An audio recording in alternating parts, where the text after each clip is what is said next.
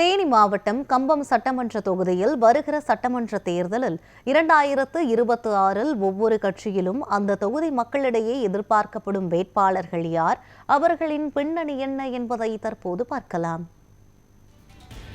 திமுகவில் என். ராமகிருஷ்ணன் கம்பம் சட்டமன்ற தொகுதியில் தற்போதைய எம்எல்ஏ, தேனி தெற்கு மாவட்ட செயலாளர் ஜெய்குமார், மாநில தீர்மான குழு இணை செயலாளர், முன்னாள் தேனி மாவட்ட பொறுப்பாளர் துணை துரை நெப்போலியன், முன்னாள் கம்பம் நகர செயலாளர், தற்போதைய கம்பம் நகர்மன்ற தலைவரின் கணவர். இவர்களில் ஒருவருக்கு வாய்ப்பு கிடைக்கும் என அவரது ஆதரவாளர்கள் கூறுகின்றனர்.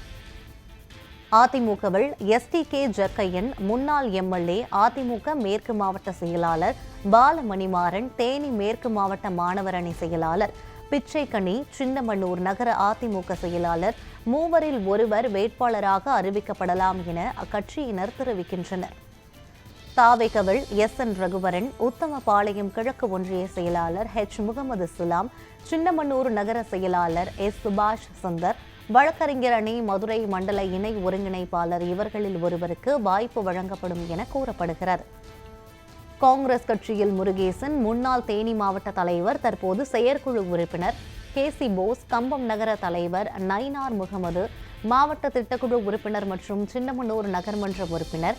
கட்சி வட்டாரத்தில் மூவரின் பெயர்களும் வேட்பாளர்களுக்கான வாய்ப்பில் இருப்பதாக பேசப்படுகிறது.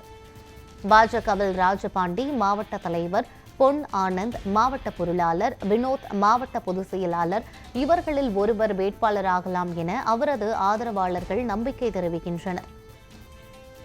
நாம் தமிழர் கட்சியில் அன்பு செல்வி என்பவரை வேட்பாளராக கட்சியின் சார்பாக அறிவித்துள்ளனர்.